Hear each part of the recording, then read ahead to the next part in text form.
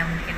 Bahkan sebenarnya film Indonesia kan lagi mulai naik banget lagi ya, maksudnya trust orang terhadap film Indonesia tinggi-tingginya gitu.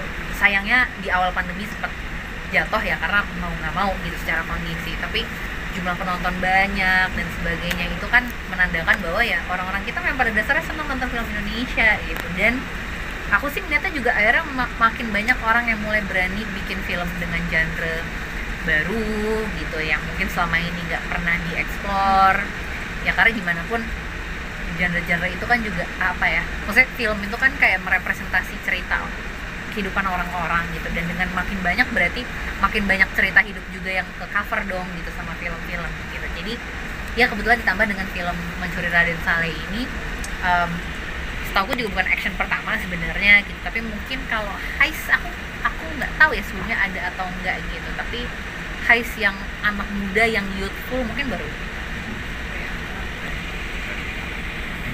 Kalau ini jadi pemikiran aku aja, maaf ya kalau salah ya. Aku merasa genre di Indonesia tuh banyaknya belum banyak yang beragam, paling ya drama, romance, kalau enggak action itu juga nggak banyak, sama horor yang lagi seringnya dan lagi naik-naiknya gitu. Dan aku bersyukur banget, bangga juga sih, aku termasuk salah satu dari pemain yang mempunyai atau memiliki film yang genrenya beda dari yang lain gitu. Senangnya kenapa? Karena dari segi keaktoran gitu, segi acting udah pasti nambah gitu, kedewasaan juga. Terus juga kalau dari segi produksi, film ini dibikinnya skalanya besar banget. Terus juga teknisnya benar-benar susah banget. Aku nggak ngerti tuh kameranya apa aja. Seperti kamera-kamera BBS yang aku lihat kayak di Hollywood gitu loh. Kayak, oh ada ya film kita ya seperti ini yang dibikinnya serapi ini gitu. Jadi kayak yes gitu. Sekarang menurut aku genrenya di Indonesia makin kuat, makin berkembang, dan semoga industrinya juga bisa makin naik lagi. Amin. Oke, aku pernah wawancara sama Kak Apni soal katanya sangat menanti banget nih di film keluar karena di sini kakak main action. Seberapa excited sih kakak waktu pertama kali ditawarin untuk main di sini? Itu buat kakak, kalau buat kakak Anda. Yang aku lucu tadi pas baca briefnya kakak tulisannya Bandar Judi Kampus kan. mau main bisa nih gue bacain. Itu gimana tiba-tiba di approach lu jadi bandar judi kampus ya gitu. Itu gimana tuh? Oke. Siapa dulu? Bebas. Kamu Aku aja. Oke. Jadi bandar kampus tuh juga sejujurnya jangankan jadi bandar ya, gue juga udah lama nggak main kartu sebenarnya gitu, kayak udah mulai lupa gitu cara main remi, main capsa gimana dan sebagainya gitu, sampai akhirnya secara naskah film ini mengharuskan aku jadi seorang bandar judi kampus lah gitu. Seru sih gitu, cuman maksudnya ya yang pasti untungnya ada workshop juga kan, jadi aku diajarin cara main kartu lagi, kemudian gimana caranya jadi bandar gitu, dan bukan hanya latihan secara cara megang kartu ya, karena kan kalau bandar pasti punya skill tertentu dari cara pembagian kartu aja beda lah, karena mereka sering gitu kan, tapi juga mempelajari bagaimana gamenya sebenarnya gitu, itu kan yang menurutku lebih essentials juga, karena gue harus tahu gimana caranya. Nah itu akhirnya ya dikasih waktu workshop sampai akhirnya bisa, dan akhirnya beneran sempat momen ya udah bandarin orang aja walaupun nggak beneran ya gitu, maksudnya nggak ada taruhannya, nggak ada betnya, kok ini aja gitu tokennya doang, tapi ya itu sih maksudnya ngumpulin experience jadi bandar, atau ya bisa apalagi kalau misalnya main 2-1 gitu yang bandar lawan 1-1 gitu, itu yang kayak kurang lebih dipelajari gimana sih caranya, feelingnya gitu loh dalam memainkan, memanipulasi orang untuk ambil kartu lagi atau enggak dan sebagainya, itu tuh yang coba dilatih gitu. So fun ternyata, tapi sejauh ini nggak ada keinginan jadi bandar beneran sih. Jangan lah ya, jangan nggak boleh. Rahel Lama terciduk. Jangan tiba-tiba headline-nya gitu ya, Rahel Lama dan ternyata seorang bandar judi, sangat clickbait. Kalau maksudnya bersyukur, balik lagi bersyukur, terus senang gitu, karena aku ngerasa Sarah karakternya tuh badass banget. Mungkin di keseharian dia adalah cewek biasa pada umumnya yang berusaha untuk bertahan hidup dengan menjadi atlet dan mendapatkan beasiswa supaya survive gitu, supaya dia juga ingin membiayai dia juga bertanggung jawab membiayai kehidupan keluarganya gitu. Tapi di satu sisi lain ketika dia beraksi, dia tuh bisa pakai gaun, bisa pakai heels yang benar-benar fancy dan berantem sekeren itu. Itu ya yang dinanti-nantikan. Dan aku dapat kesempatan dipinjemin dress, bukan juga sih, disewain sih gitu. Dan harganya sorry ngomongin harga, tapi emang filmnya dibikin seniat itu, pakai desainernya juga keren banget sih. Jefritan gitu. Aku berantem pakai itu. Jadi kayak udah nggak kepikiran lagi tuh, dan pakai dress kan ribet gitu. Tapi pas tau kayak berantem pakai dressnya Jefritan, oke gitu. Terus ada adegan juga matain pakai heels YSL gitu, kayak ini YSL susah sih banget jadi kamu dapatnya sepatu ya. dulu Iya, ya. dapet ini Nekat dipatahin aja. gitu. Menurut aku ikonik banget sih scene aku bersyukur banget bisa dibilang dapat salah satu scene yang di sini yang bener-bener ikonik gitu, berantem ala pakai gaun gala. Itu bukan ala beneran gaun gala, tapi berantemnya keren dan indah. Adi, sorry, soal yang adegan berantem itu sendiri kayak seperti yang dilakukan Gal Gadot di film Netflix nggak sih? Apa kamu pernah nonton nggak sih? Red Notice. Red Notice. Jujur aja, aku cuma lihat trailernya doang, tapi kalau nonton belum gitu. Kurang lebih sama ya, dia berantem melawan cowok-cowok yang gede gitu, dan tapi pakai dress itu gitu. Dress merah juga ya. Tapi bedanya kalau itu kan ya mungkin berantem ala orang sana. Kalau orang sana tuh gimana? Kalau di sini tuh bertahan hidup, ya bertahan aja, dan koreografinya silat gitu. Jadi bisa kebayangkan silat tuh dimulai dan indahnya gimana. Nah, kalau berdua sendiri kan sebelumnya udah pernah didirect sama Mas Angga ya. Iya. Nah, untuk di menjurusan misalnya ada perbedaan nggak sih dari sisi penyutradaraan seorang Angga dengan Mas Sasongko? Kayaknya ada perbedaan, tapi lebih karena ini juga dipengaruhi oleh genre dan bentuk filmnya seperti apa sih. Gitu kayak misalnya di sebelumnya aku di SKCTHI memang karena drama, keluarga gitu. Jadi pendekatan dalam directing juga pasti lebih personal, lebih lembut gitu, dalam arti karena kita ngomongin tentang isu yang paling dekat sama kita, keluarga gitu kan, dengan segala macam bentuk dan ceritanya gitu. Tapi kalau di sini tetap gitu yang Mas Angga juga mengingatkan bahwa sebenarnya apa sih yang mau diomongin tentang film ini, ya tentang friendship juga gitu. Tapi gimana pun film ini kan juga ada aspek unsur action, heist yang pastinya akan melibatkan banyak teknis, urusan teknis gitu. Jadi kita juga ya kita juga di brief gitu semacam secara teknikal seperti apa gitu. Tapi memang ya again karena film ini waktu itu Mas Angga juga bilang ini kan bukan film tentang professionals, tim gitu yang untuk melakukan heist gitu. Ini tuh anak-anak muda yang udah dengan karena kondisi tertentu terpaksa harus melakukan pencurian gitu. Jadi tetap dibiarkan organik aja gitu, maksudnya dengan teknis tetap dibiarkan kita seperti anak muda.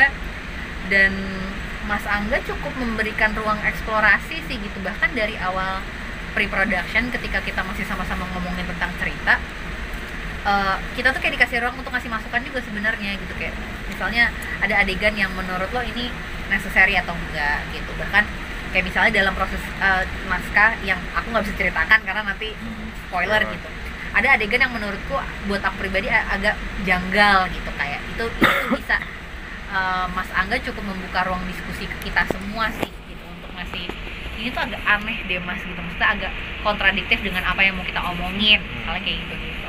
Jadi memang perbedaannya mungkin di situ gitu. Kalau di sini memang ada hal-hal yang lebih teknis gitu yang dibicarakan. Tapi ya sisanya tetap diingetin lagi core karakter masing-masing tuh wants-nya tuh apa sih gitu ya, kayak gitu-gitu tetap dibahas. Kalau dari aku sendiri, aku selalu bersyukur ya punya sutradara yang sangat visioner kayak Mas Angga. Dia membiarkan kita berkarya bareng, dia juga berkarya, kita juga berkarya as an aktor gitu. Tapi kita juga dijagain gitu, kayak yang tadi saya bilang, wants-nya apa, needs-nya apa gitu. Terus bener-bener jadi banget gitu. Dan pemain tuh ada di situ tuh nyaman didirect sama dia dan percaya banget. Aku baru lihat tim syutingan yang benar-benar apa ya, yang benar-benar saling percaya dan kompak banget tuh ada di sini gitu. Walaupun kalau bisa dibilang shooting days-nya tuh gak bisa dibilang banyak juga ya. Sebenarnya relatif untuk film Iya, heist kayak gini tuh film. termasuk cepet sih. Iya, Pasti heist 36 days, Iya. 36 hari kan kalau nggak salah. Teknisnya banyak, karakternya banyak, dan untuk nge-review itu satu-satu bukan hal yang mudah gitu. Tapi gimana cara Mas Angga memanage itu semua kayak keren sih gitu. Dan bukan hal mudah ya, maksudnya kayak film heist tuh baru dan dengan kayaknya ini juga pengalaman ya, maksudnya walaupun sebelumnya pernah mengerjakan Benjoli juga gitu Iya. kan Mas Angga gitu, tapi lebih ke ya ada teknis-teknis yang kayaknya baru beliau lakukan juga di film ini. Iya. Dan pasti tetap aja ada cerita-cerita yang kesulitan kita di lokasi, apalagi kalau udah berhubungan dengan set besar, adegan besar tuh pasti ada. Cuman ya alhamdulillah terlewati juga sih. Nah dia kan gitu ya, orangnya kayak apa ya, selalu haus akan tantangan gitu. Kalau udah bikin film drama, udah bikin film action, bikin apa lagi yang lebih menantang ya, dan itu yang dicari gitu. Kalau ngerjain itu aja ya mungkin buat dia adalah hal yang bosen atau gimana gitu ya. Doi tahu apa yang dia mau. Iya, dia Intinya tahu itu. apa yang dia mau, dan kita nyaman ada di situ, bisa percaya dengan ngerjain hal yang sebesar ini buat kita.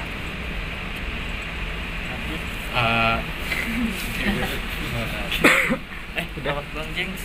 Lanjut. Oke, Bang Jengs. Kok jadi gue yang lempar-lempar ya? Ya udah. Mau tanya juga, sebenarnya tadi kan Adi sempat bilang background karakter Sarah ini kan mahasiswi yang berjuang tetap survive dengan beasiswanya gitu kan. Manda sendiri kan dengan karakternya sebagai seorang dokter gitu. Nah, tadi Umay Karena itu Banget, enak banget ya. kenapa? Karakter sebagaimana ceritanya. Nanti kita jelaskan lah Oke. kurang lebih background yang lain. Bener ini cewek bro. Tadi Umay sempat bilang di sini juga bahwa ini adalah sekumpulan anak muda yang melawan status quo, situasi modis gitu kan. Nah, sebenarnya background karakter dari kalian berdua ini apakah dari kelompok marginal kan atau seperti apa, dan Silakan. Kelompok marginal ya. maksudnya Ya. Bang. Gimana Vel? Siapa dulu nih? Dulu. Oke. Ini yang menarik sih, karena gini, yang Umay bilang tuh benar. Jadi sebenarnya kan film ini tuh secara intisarinya adalah ya representasi kelompok yang lebih ya mungkin kalau tadi Umay bilangnya ya mungkin lebih kayak marginal atau yang powernya lebih rendah gitu dibandingin kelompok yang powernya lebih tinggi. Dan memang gitu, maksudnya ini kan ngomongin tentang mahasiswa melakukan sesuatu yang sebenarnya di luar dari kebiasaan mereka, di luar skill mereka. Again, mereka bukan profesional gitu. Dan semuanya tuh punya background masing-masing, alasan kenapa pada akhirnya harus ikut dari misi ini. Nah, sebenarnya dari semua anak-anak ini, Vela yang paling nggak punya urgensi untuk ikut. Karena apa? Satu, Vela nih old money. Udah kaya dari Betul, dia nggak punya kepentingan sebenarnya untuk harus ikut gitu. Dan ya tapi karena ada alasan-alasan personal lainnya gitu, yang mungkin salah satunya adalah friendship gitu. Kayak Vela kok dari keluarga pebisnis berada, tapi dia anak tunggal, kesepian, dia juga nggak punya apa ya, dia punya ya mungkin maksudnya dia punya insecurity yang akhirnya membawa dia, yaudah deh gue melakukan hal yang ilegal aja lah gitu. Ya salah satunya adalah ya kampus gak ada yang tahu ini dalam satu ruangan ada ruangan yang anak-anak tuh tahu itu buat judi gitu. Itu gitu. Jadi balik lagi ke yang tadi aku mention gitu, memang ini ngomongin tentang kelompok yang powerless melawan yang powerful gitu. Dan kalau dalam kasus Mencuri Raden Saleh mungkin secara cerita lebih spesifik gitu, tapi ya ini memang ngomonginnya tentang, kan banyak juga gitu kasus mahasiswa melawan orang yang punya level power yang lebih besar. Itu yang dari dulu yang dulu dilakukan sama kita kan sebenarnya gitu, dari kejadian tahun 90-an itu gitu dan sebagainya gitu. Itu kan yang dilakukan. Cuman nah itu menariknya karena yang satu punya background yang beda-beda, termasuk Vela juga yang akhirnya teman-teman bisa tahu sendiri nanti gitu, kayak kenapa sih anak-anak ini akhirnya harus ikut gitu. Nah kalau versi Sarah pasti kan Sarah punya cerita sendiri gitu, kayak kenapa Sarah harus ikut gitu. Kalau buat aku kita berenam tuh Iya sih, nerd gitu, nerd dan punya kemampuan atau keahliannya masing-masing yang tidak sengaja atau dipaksa melakukan sesuatu di luar kemampuan mereka gitu, melawan yang lebih superior gitu. Ya bisa dibilang kita ini bentuk dari rebellion. Iya, untuk alasan-alasan yang memang ada alasan besar di baliknya, tapi pasti masing-masing juga punya alasan personal. Iya, Termasuk Sarah dan Vela gitu. kalau Sarah sih lebih ke BU ya. BU. BU gitu. Dan dia juga bucin sama Pico, jadi dia kan pakai Pico kan. Jadi dia membantu dalam hal pencurian ini. Oke. Udah cukup Mas. Terakhir mungkin Nah, Oke. terakhir. kisah romansa mungkin di sini kan ada pacarannya. Itu seberapa besar porsinya? Sedikit kah atau lebih banyak? Kalau lebih dikit lebih banyak nanti nonton aja. Nonton aja. Cuman di sini bedanya Sarah ini sangat kalau Pico tuh bisa dibilang takut sama pacar, nah Sarah ini lebih superior lah daripada Pico. Jadi bisa dibayangkan saya lebih Wah. semuanya gitu. Dan ya kita mau ngajarin kalau cewek-cewek yang ada di Missouri ini sangat badass gitu, beda dari cewek-cewek yang ada di karakter lain gitu. Dan kita mau ngajarin nggak apa-apa juga mau jadi superior gitu. Nggak selamanya cewek itu tertindas. Aku seringnya kalau ngeliat film tuh kayak cewek-cewek selalu tertindas. Ini enggak, kita ajarin ayo cewek itu nggak lembek, bisa semuanya, cerdas, punya kemampuan dan segala macem, dan itu ada gitu. Dan gue yakin semua orang yang nonton ini pasti bisa rindu. Oh, ada